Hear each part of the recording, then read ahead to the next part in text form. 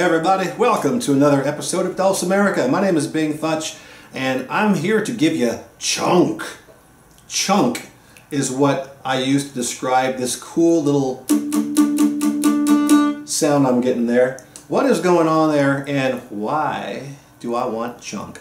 Well, chunk is a great texture, and it's a great thing you can use for dynamics. If you were playing a song and you want to do something a little bit differently with it, you can play it one way and then play it a different way.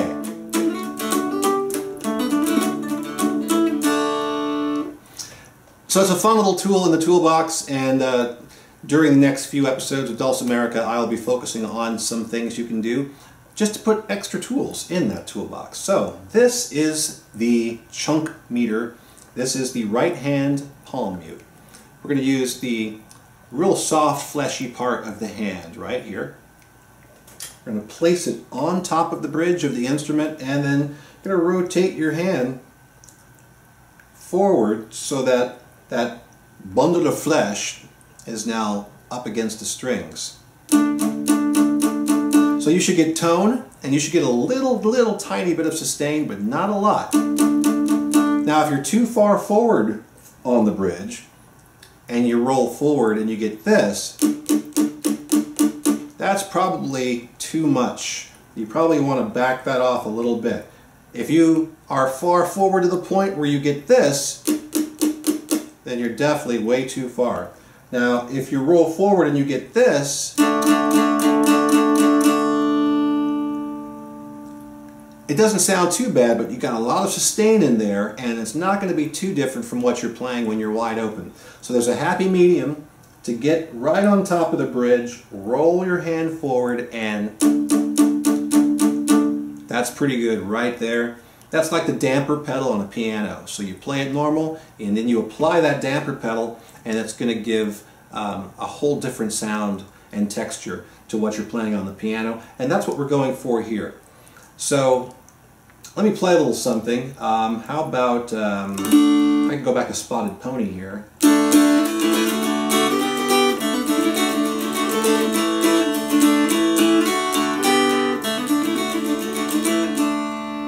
So the right hand is pretty active in a song like this, so how do you tame it to chill out and provide that damper?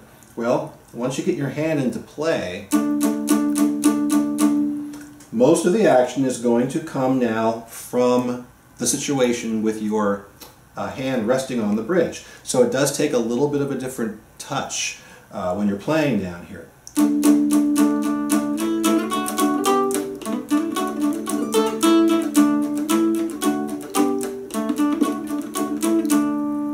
It brings out some of those melodies and makes them pop a bit more because you don't have all that drone over the top of them, but there is not as much sustain, so those notes are a bit choked. So you kind of have to, you know, this technique won't work with all types of music, but for fiddle tunes and stuff like that where you have a lot of energy going into the right hand, it definitely works fine for that.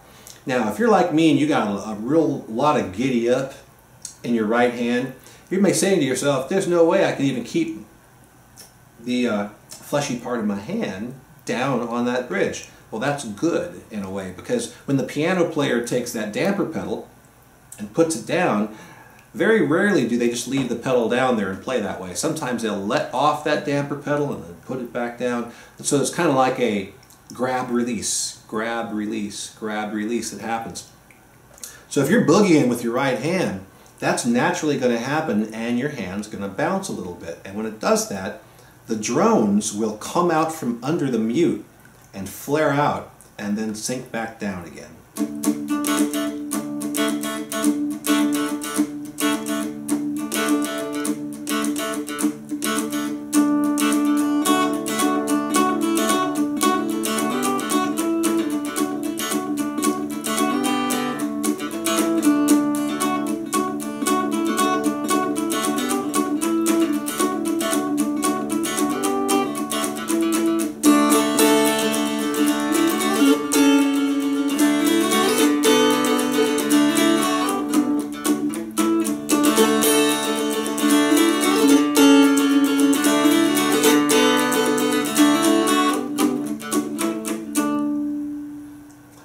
watching my right hand, nothing dramatic was happening over here. I didn't suddenly have to go get into a different position to make it happen. It's just as easy as scooching your hand back, because we are trying to aim for that sweet spot when we're playing, which is right down where your lower tone holes are going to be, right by the lower bout.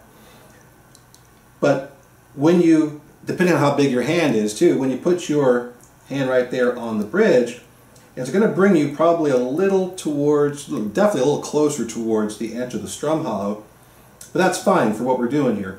But it's just a very, very simple move to get from this to this.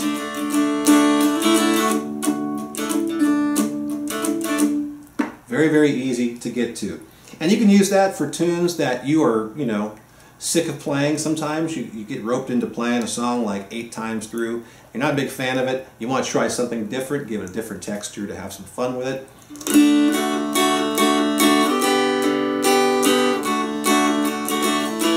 Right?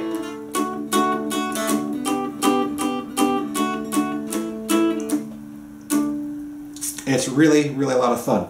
One other thing I like to use that for is when I'm playing bass lines on the dulcimer and I'm on the bass string. To make it sound more like a stand-up bass or something, if you let it roll just the way it is,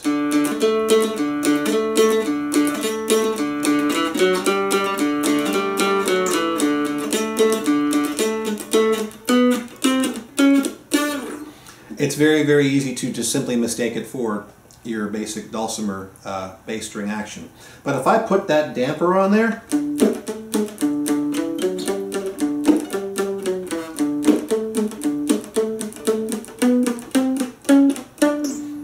something about the proximity of the skin against that string warms up your tone and makes it sound more like a bass than just the open bass string.